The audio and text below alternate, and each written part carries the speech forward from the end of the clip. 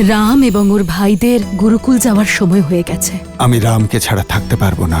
রামের সঙ্গে বিচ্ছেদ আমি সইতে পারবো না।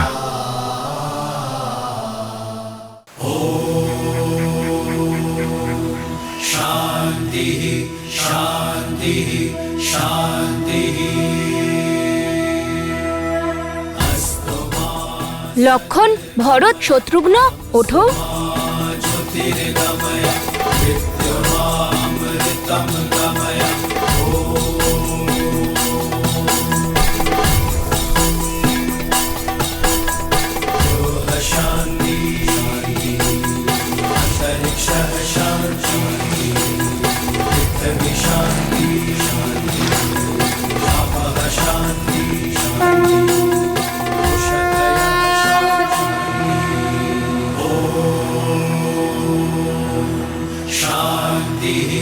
शांति शांति।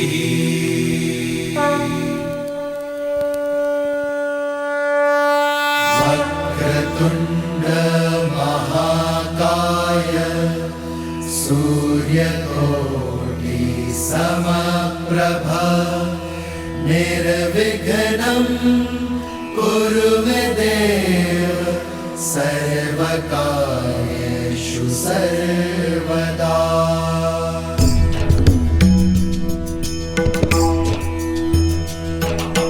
वक्रतुंड महाकाय सूर्यकोटि समप्रभा निर्विघ्नं कुरु मे देव सर्वकार्येषु सर्वदा सर्वकार्येषु सर्वदा। श्री गणपते नमः। শ্রী গণপতে নমঃ। তোমাদের মধ্যে কেউ কি আমাকে বলতে পারবে সকল শুভ কার্যের প্রারম্ভে গণেশ বন্দনা কেন করা হয়ে থাকে? কারণ গণেশ প্রথম পূজ্য। কিন্তু উনি তো মহাজ্ঞানীও। কারণ গণেশ ঠাকুর মাতা পার্বতীর কাছ থেকে অষ্টসিদ্ধি আর নবনিধি পেয়েছেন। উত্তর ভালোই দিয়েছ, কিন্তু তা সম্পূর্ণ নয়। রাম, তোমার কি মনে হয়? গুরুদেব, শ্রী গণেশ কেবল দেবতা নন, ওনার রূপ পাঠক্রমের সমান। কিভাবে বিদ্যা অর্জন করা যায় আর বোঝা যায়। ওনার বড় বড় কান হলো প্রতীক, যাতে গুরুর বলা ছোট ছোট কথাও মন দিয়ে কান পেতে শোনা যায়। ওনার লম্বা নাক জিজ্ঞাসা এবং আগ্রহের প্রতীক। আর ওনার ওই ছোট চোখ ক্ষুদ্রতম বস্তুকেও সূক্ষ্মভাবে দেখার শিক্ষা দেয়। যখন আমরা কোনো বস্তুকে মন দিয়ে দেখি, তখন আমাদের চোখও ছোট হয়ে যায় না? হ্যাঁ দাদা। আর ওনার ওই বড় মস্তক বুদ্ধি এবং জ্ঞানের ভাণ্ডারের প্রতীক। আর ওনার সুরের নিচে লুকোনো মুখ এই শিক্ষা দেয় যে এক শিষ্যের বলার থেকেও বেশি গ্রহণ করা উচিত। যার প্রতিটি অঙ্গে বিদ্যালাভের শিক্ষা আছে, সে তো বিদ্যাপতি হবেই, তাই না? অদ্ভুত অদ্ভুত রাম। সিদ্ধিদাতা গণেশের এত সুন্দর বর্ণনা কেউ করতেই পারে না। শিষ্যরা, তোমরা নিজের নিজের স্থান গ্রহণ করো। এবার তোমরা সবাই আমার সঙ্গে ঋগ্বেদের এই শ্লোক উচ্চারণ করো। ওম অগ্নিমিলে পুরোহিতম যজ্ঞস্য দেব মৃত্বিজম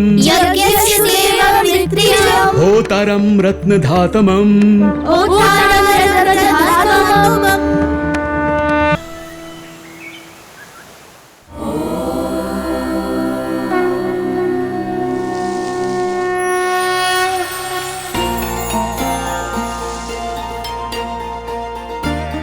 কি করছো মা?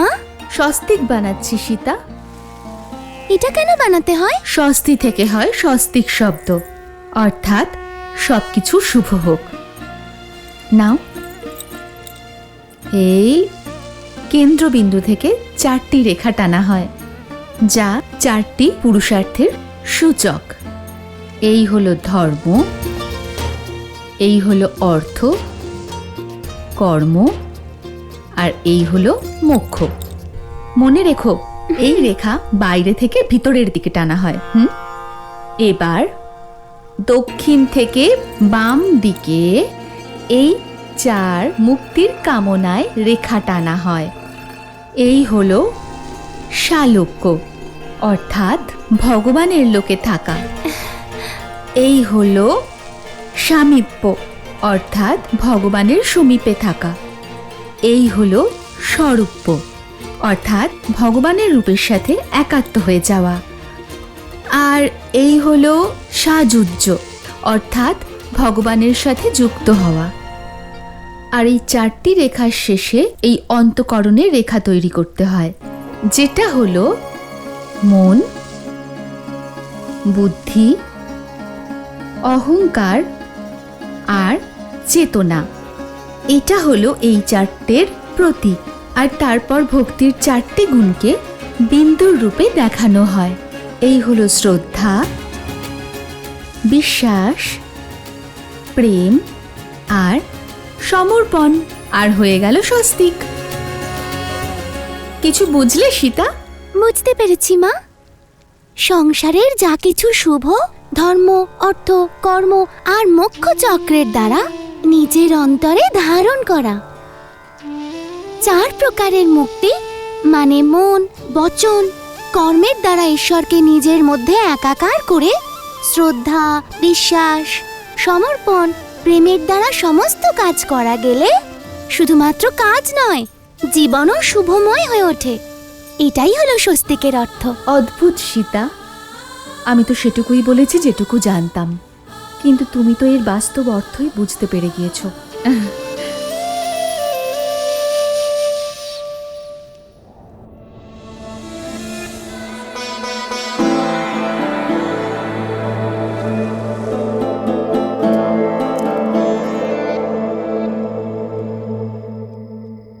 আপনি এখনো ঘুমোননি?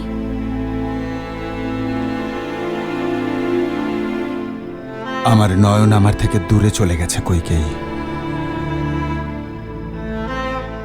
আমার পুত্রদের স্মৃতি আমাকে কষ্ট দিচ্ছে। কিন্তু তুমি কেন জেগে আছো? আপনাকে ওদের স্মৃতি ঘুমোতে দেয় না, আর আমি ওদের ভবিষ্যতের স্বপ্ন দেখতে দেখতে ঘুমোতে পারি না। আসুন মহারাজ, আমরা দুজন জেগে জেগে একসঙ্গে মিলে ওদের ভবিষ্যতের স্বপ্ন সাজাই।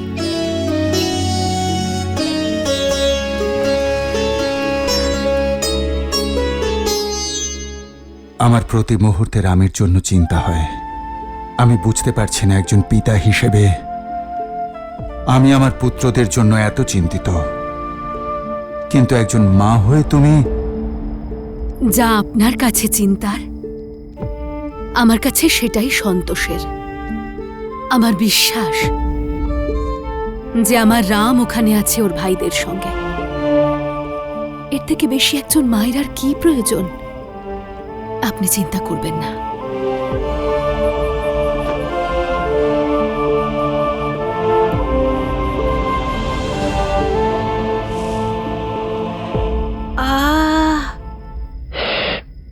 আমরা খুব ক্লান্ত, তাই না লক্ষণ দাদা?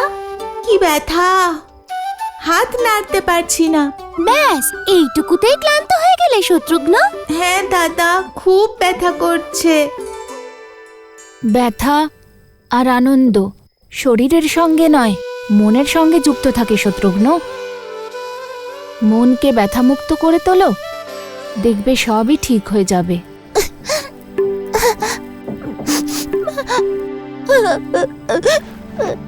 কি হলো ভরত দাদা, তুমি কাঁদছো কেন? গৃহের কথা মনে পড়েছে নিশ্চয়ই। কি গো ভরত দাদা, তুমি তো আমাদের থেকে বড়, আর বড়রা আবার কাঁদে নাকি, তাই না?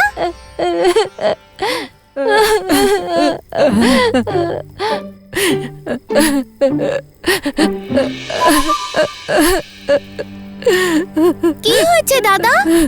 আমারও গৃহের কথা মনে পড়ছে। আমি পিতার কাছে যেতে চাই। আমি কইকেই মায়ের হাতের বানানো ভোজন খাবো।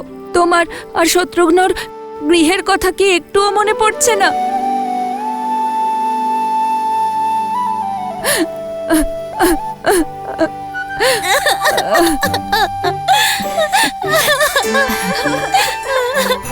চুপ করো শত্রুঘ্ন, কেঁদো না। তোমার জন্যই তো গৃহের কথা মনে পড়ে গেল আমাদের সবার, আর এখন তুমি আমাদের কাঁদতে বারণ করছো। হ্যাঁ, কারণ মায়ের কথা মনে পড়ার সাথে মায়ের বলা কথাও মনে পড়ে গেল। মা বলেছিলেন যে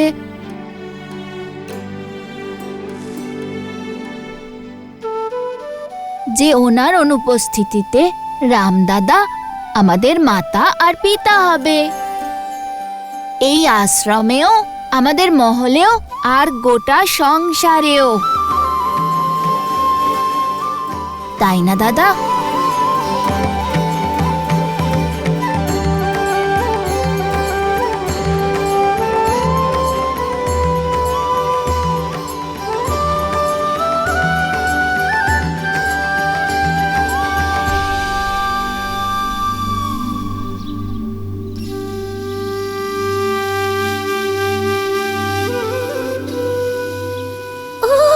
কি ঠান্ডা লাগছে দাদা। এই সময় তো আমরা অযোধ্যাতে ঘুমিয়ে ঘুমিয়ে স্বপ্ন দেখতাম। কোথায় ওই প্রাসাদের আরাম, আর কোথায় এই ঠান্ডা জল। এই সময় কে নদীতে ঝাঁপ দেবে? আমার তো খুব ঠান্ডা লাগছে। আমি বলেছিলাম না, সবই মনের বিষয়। এবার মন থেকে এই ভয় দূর করো আর আমার হাত ধরে ঝাঁপ দাও। একবার জলে ভিজে যাওয়ার পরেই এই ঠান্ডা জলও ভালো লাগবে। আমি তোমার হাত ধরবো দাদা। কেন? ওর হাত ধরলে কি তোমার সাহস বেড়ে যাবে? এমনিতে কি ভয় করছে? সত্যি লক্ষণ, এই জলে তো আমারও খুব ভয় করে। যদি ভরত আমার হাত ধরে তাহলে আমি আরেকটু সাহস পাবো। আমার হাত ধরো ভরত।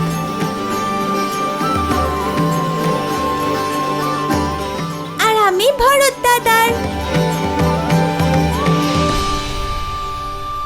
দাদা, নাটক করছো না?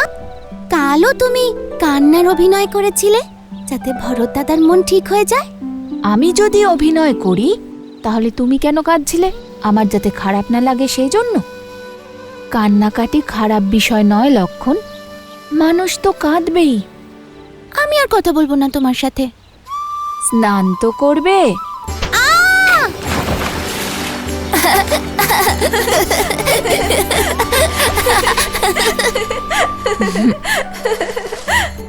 হ্যাঁ দাদা।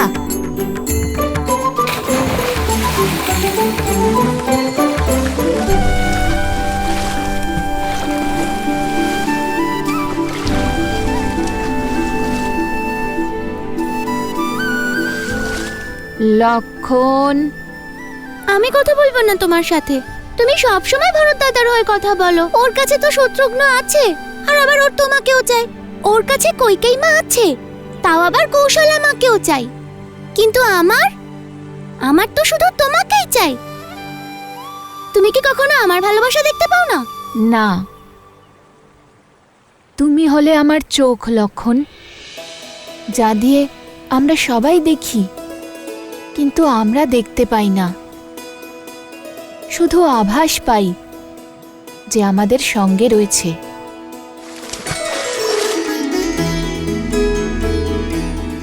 আমার বোকা ভাই, আমি ভরতকে সঙ্গ এই জন্য দিই কারণ ওর আমাকে প্রয়োজন। কিন্তু তুমি আমার প্রয়োজন। একমাত্র তুমি, যে আমি না বোঝালেও আমার সব কথা, আমার সব ভাবনা বুঝে যাও।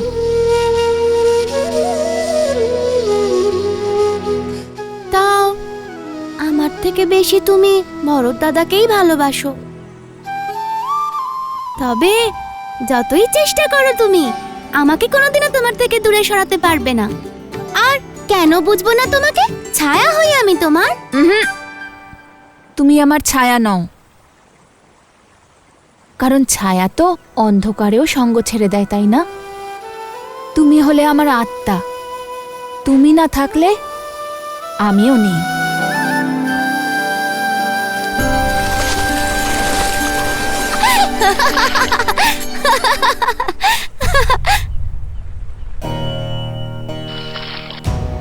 দাদা, দাদা, দাদা, দাদা, দাদা, দাদা।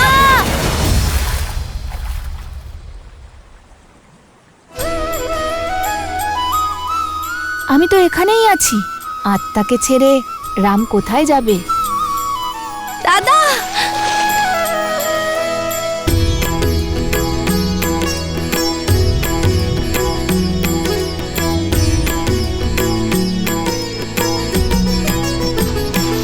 हो नर नारायण सरी से सुभ्राता जगपालक विशेषी जन त्राता।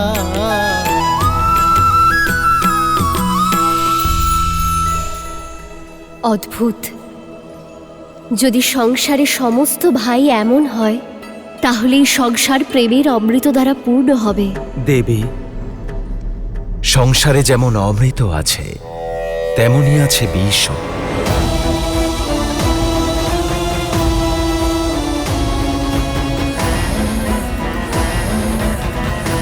যেমন আছে আলো তেমনি আছে অন্ধকার।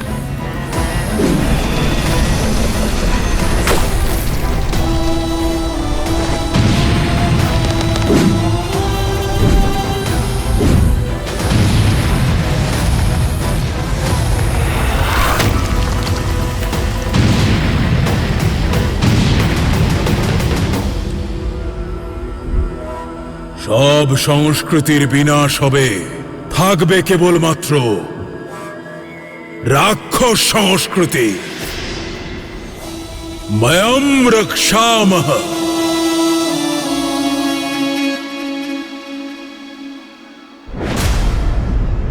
কুম্ভকর্ণ,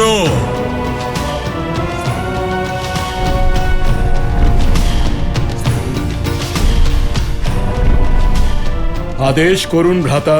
জাগ্রত অবস্থায় তুমি অমর আর অজেয়, তাই যাও নিজের শক্তি দিয়ে বানাও নিজের ভ্রাতাকে বিজয়ী। যথা আজ্ঞা ভ্রাতা।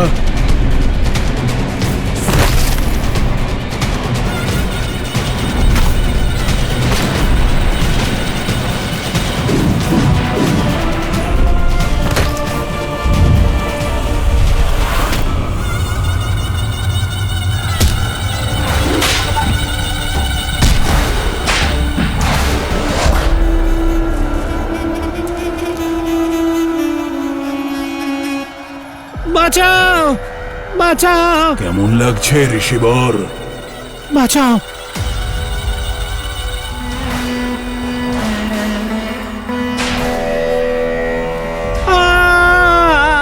এত কষ্ট দাও এই ঋষিদের, যাতে দেবতাদের ভুলে গিয়ে রাক্ষসদের পূজা করে। এই নিরপরাধ সন্ন্যাসীদের দোষ কি ভ্রাতা? ওনারা তো শুধুমাত্র তপস্যা করছিলেন। মূর্খ তুমি বিভীষণ। ওরা তপস্যা এই কারণে করছে যাতে রাক্ষসদের বিনাশ হয়। সহস্র বৎসর তপস্যার অগ্নিতে জ্বলার পর আমরা বর লাভ করেছি, আর আমরা থাকতে অন্য কেউ সেই বর লাভ করতে পারবে না। নাও, মারো। ভ্রাতা, ওনাকে ছেড়ে দিন। এ মহাপাপ ভ্রাতা, ওনাকে ছেড়ে দিন, ওনাকে যেতে দিন। আজ পর্যন্ত পাপের ব্যাখ্যা দেবতারা দিয়েছে, আজ থেকে পুণ্যের ব্যাখ্যা রাক্ষসরা দেবে।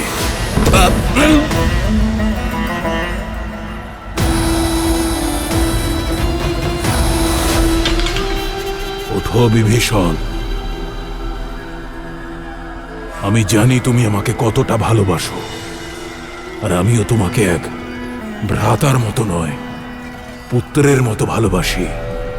তাই তোমাকে এখানে নিয়ে এসেছি, যাতে তুমি দেখতে পারো, বুঝতে পারো যে রাক্ষস সংস্কৃতি আসলে কি, আর এমন কিছু করো যাতে রাবণ বিভীষণকে নিয়ে গর্বিত হয়। কিন্তু ভ্রাতা, আমি আপনাকে বিনাশের পথে যেতে দিতে পারি না। আপনি এত মহা পাপ করছেন যে আমার আপনার জন্য ভয় করছে। ভ্রাতা, আপনার বিনাশের আগে আমার বিনাশ করুন, আমায় হত্যা করুন। আপনি আমায় হত্যা করুন। মূর্খ তুমি বিভীষণ! কে মারবে তোমার ভ্রাতাকে? না দেবতা, না অসুর, না রাক্ষস, না যক্ষ, না গন্ধর্ব, না কিন্নর, না পশু, না পক্ষী, না নাগ, না কীট, না ভূত, না পিশাচ, না বেতাল। মানুষ।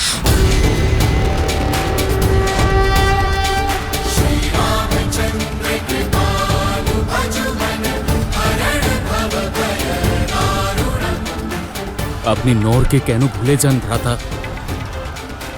মানুষ আপনার পরের অংশ নয়। বিভীষণ মানুষের মতো তুচ্ছ প্রাণী তোমার ভ্রাতার কোনো ক্ষতি করতে পারবে না। মনে হয় এই ভয় তুমি আমাদের পিতার থেকে উত্তরাধিকার সূত্রে পেয়েছো। ভ্রাতা, আমার কাছে আপনি আমার পিতা। আপনার জন্য আমার ভয় করছে ভ্রাতা, আপনার জন্য আমার ভয় করছে।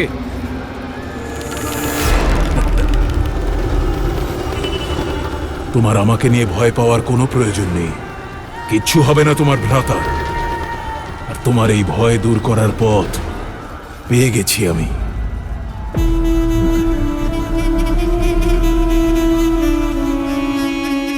থাক মহাদেব, আমাকে শ্রীরামের কাছে নিয়ে চলুন। দেবীর যেমন ইচ্ছে। নররূপে নারায়ণ গুরু বশিষ্ঠের আশ্রমে ভবিষ্যতে আসা বিপদের মুখোমুখি হওয়ার জন্য প্রশিক্ষণ নিচ্ছেন।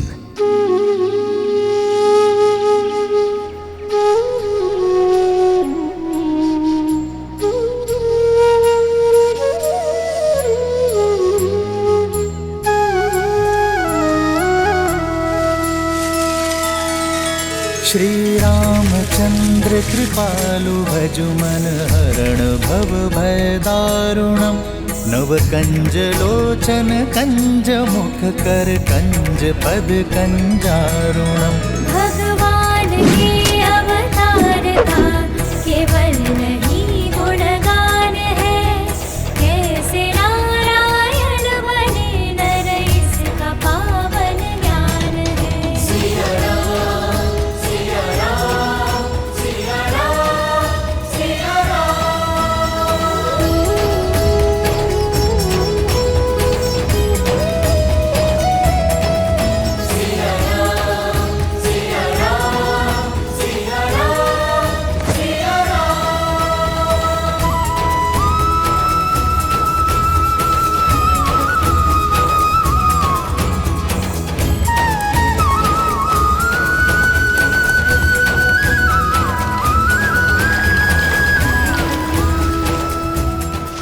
কি সুন্দর পুষ্প, এটা তুলে নি।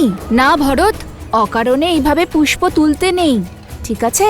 হ্যাঁ দাদা। आदर्श और मर्यादा की है ये कथा महापावनम। काट मद श्री से मिला दे श्रीमद् रामायणम, श्रीमद् रामायणम, श्रीमद् रामायणम। सिया राम, सिया राम, सिया राम, सिया राम, सिया राम, सिया राम, सिया राम, सिया राम।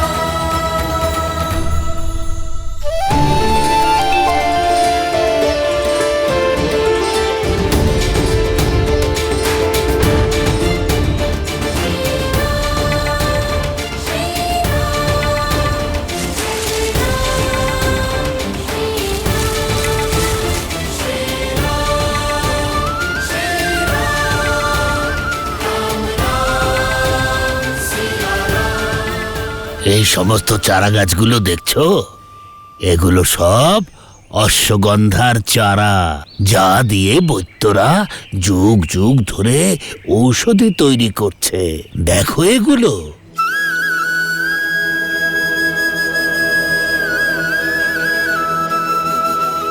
এসো, আমি তোমাদের আরো ঔষধের চারা দেখাবো। এসো।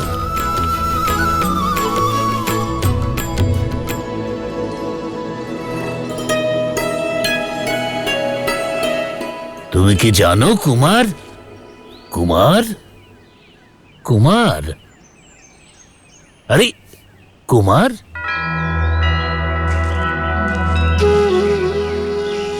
ওদেরও প্রাণ আছে আচার্য, ওরা নিজেদের স্থানে চলে যাক, তারপর আমি যাব।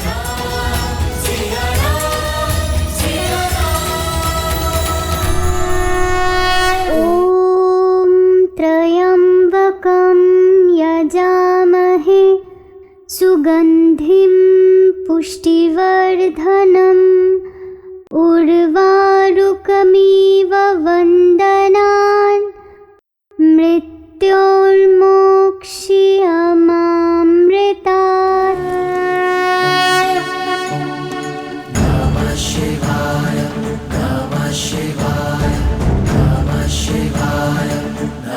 शिवाय नागेन्द्रहाराय त्रिलोचनाय अस्माकरागाय महेश्वराय नित्याय शुद्धाय दिगम्बराय तस्मै नकाराय नमः शिवाय।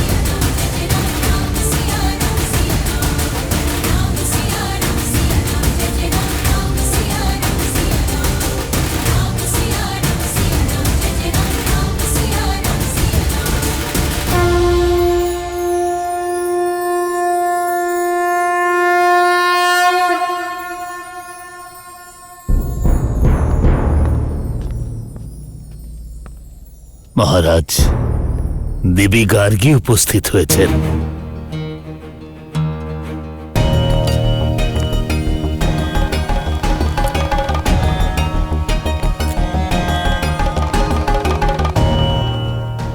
দেবী গার্গী? উনি তো কেবল শাস্ত্রতর্কের সময়ই আসেন।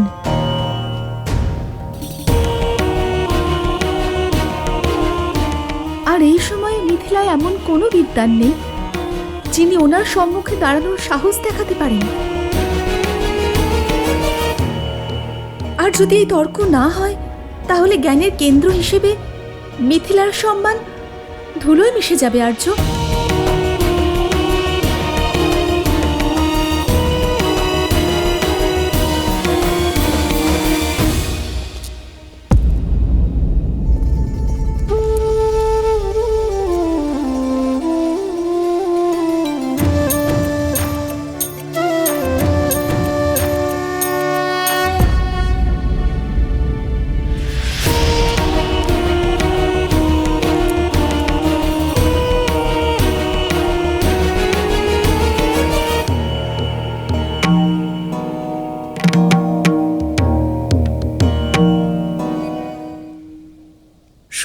যাজ্ঞবল্কের মতো জ্ঞানীকে পরাজিত করা, বিদুষী গার্গীকে জনকের প্রণাম। আমি এখানে প্রণাম স্বীকার করতে আসিনি মহারাজা জনক, আমি শাস্ত্রতর্ক করতে এসেছি।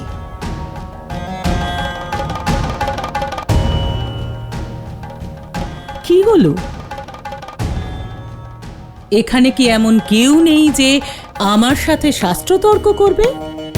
মিথিলায় কি আর কোনো জ্ঞানী নেই যে আমাকে পরাজিত করতে পারে? শুধুমাত্র কি এই হরধনুক এখানকার আকর্ষণের কেন্দ্রবিন্দু হয়ে আছে মহারাজ? পিতার আজ্ঞা থাকলে আমি মাতা গার্গীর সঙ্গে শাস্ত্রতর্ক করতে চাই।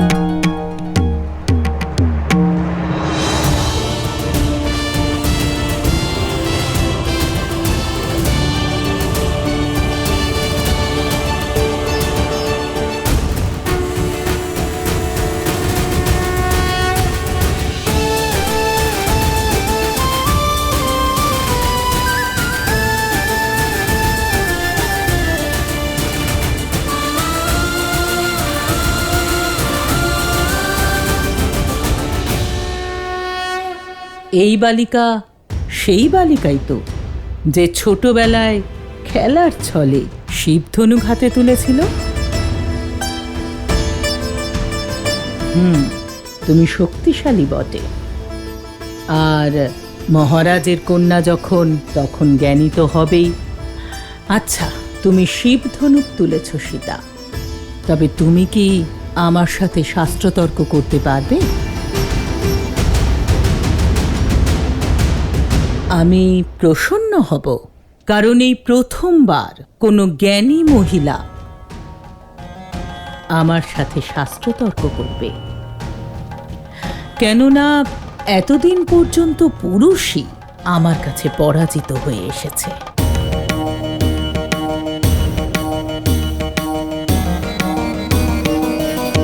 জয় পরাজয় তো যুদ্ধক্ষেত্রে হয়, তাই না মাতা? জ্ঞানের ক্ষেত্রে তো চিন্তাধারার বিনিময় হয়, আর আপনার জ্ঞানের অংশ যদি আমার কাছে পৌঁছয় তা আমারই সৌভাগ্য হবে মাতা।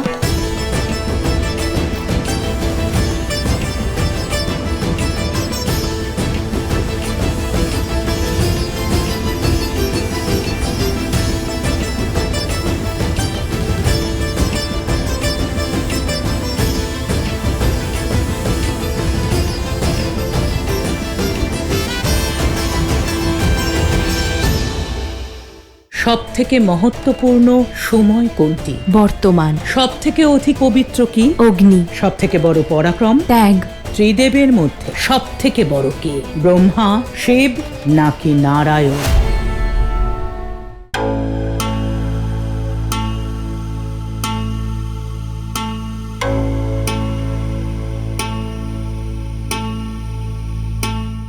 এই পুষ্পহার পরে নাও সীতা। একজন জ্ঞানী ব্যক্তির সর্বদা শান্ত, ধৈর্যশীল থাকা উচিত। এই শাস্ত্রতর্কে যে পরাজিত হতে থাকে সে ক্রমশ অধৈর্য হয়ে পড়ে আর ক্রোধিত হয়ে ওঠে। ক্রোধে শরীরের তাপমাত্রা ক্রমশ বর্ধিত হয়, আর এই বর্ধিত তাপমাত্রায় ফুলগুলি শুকিয়ে যায়। যার গলায় স্থিত এই পুষ্পহার শুকিয়ে যাবে তাকে পরাজিত ঘোষণা করা হবে।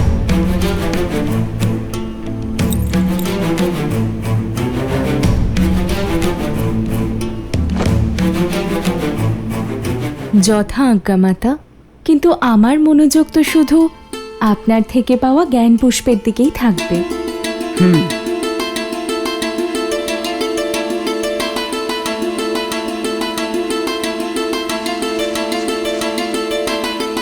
তাহলে আরম্ভ করা যাক। অবশ্যই। সর্বপ্রথম আমায় বলো যে ত্রিলোকে সব থেকে শক্তিশালী অস্ত্র কোনটি? মহাদেবের পশুপতি অস্ত্র, ব্রহ্মার ব্রহ্মাস্ত্র, নাকি নারায়ণের নারায়ণ অস্ত্র?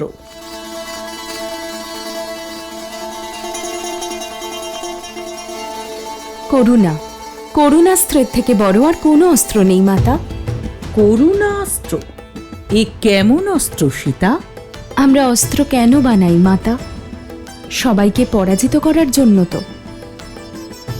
কিন্তু যার কাছে করুণা আছে, সবার কষ্ট বোঝার ক্ষমতা আছে, সেই সংসারে সবাইকে নিজের করে নিতে পারে। আর সবাই যার আপন, তার কারোর ওপর অস্ত্র প্রয়োগ করার কি প্রয়োজন মাতা?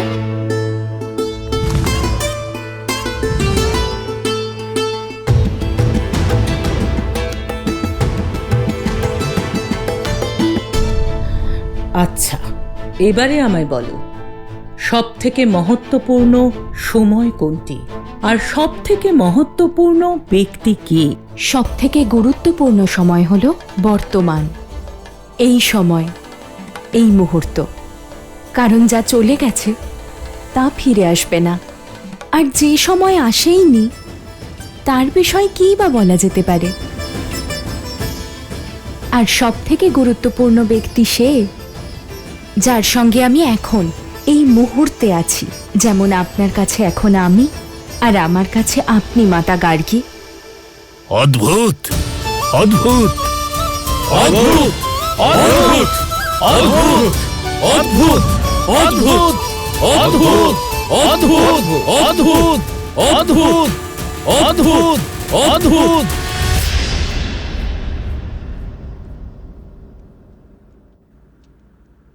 প্রকাশের থেকেও অধিক বেগ কার?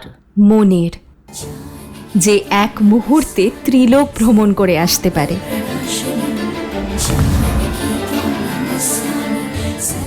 সব থেকে অধিক পবিত্র কি? অগ্নি, যাকেই স্পর্শ করে তাকেই পবিত্র করে দেয়। সব থেকে অধিক শুভ কি? শুভ শব্দ, শুভ কর্ম, সব থেকে উত্তম প্রার্থনা, যা অন্যের জন্য করা হয়। সব থেকে বড় মিত্র কে? বিবেক, যা সর্বদা সঠিক পথে নিয়ে যায়। সব থেকে বড় শত্রু? অহংকার।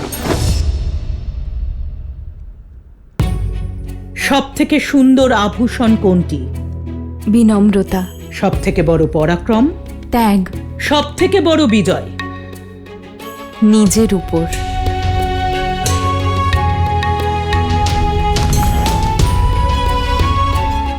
এবার শেষ প্রশ্ন, ত্রিদেবের মধ্যে সব থেকে বড় কে? ব্রহ্মা, শিব নাকি নারায়ণ?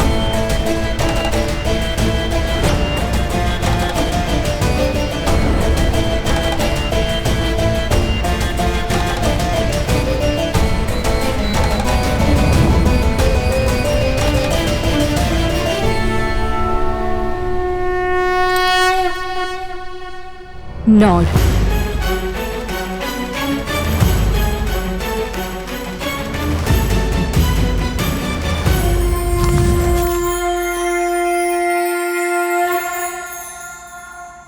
নর?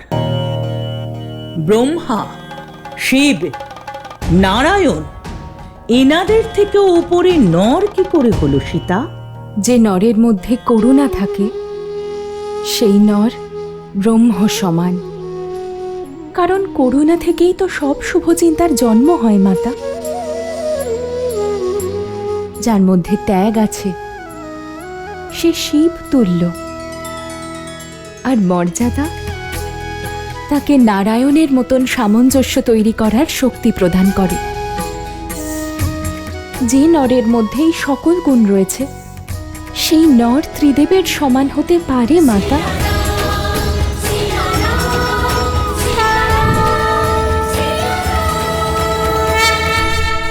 অদ্ভুত বুদ্ধির অধিকারিণী জনক কন্যা সীতা। রাজা জনকের কন্যা সীতা জয়! রাজা জনকের কন্যা সীতা জয়! রাজা জনকের কন্যা সীতা জয়! রাজা জনকের কন্যা সীতা জয়! অদ্ভুত, অতি সুন্দর। আশীর্বাদ করছি, এমন একজন নরকেই যেন তুমি তোমার জীবনে স্বামী হিসাবে পাও সীতা।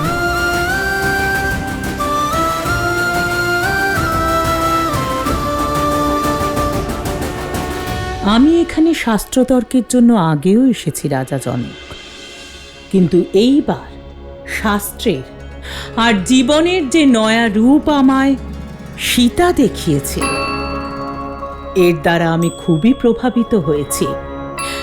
কিন্তু কিন্তু কি? আমার আপনার জন্য খুব চিন্তা হচ্ছে রাজন। আপনি কেন এমন বলছেন দীপিকার কি?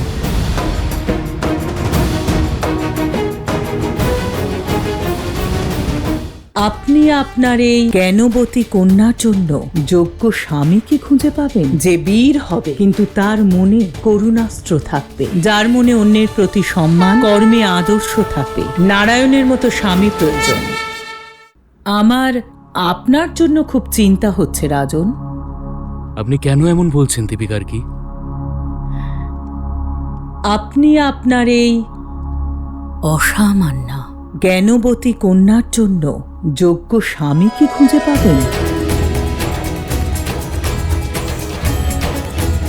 যে সীতার মতো এতখানি যোগ্য হবে, যে কোনো সময় যে কোনো পরীক্ষার জন্য প্রস্তুত থাকবে,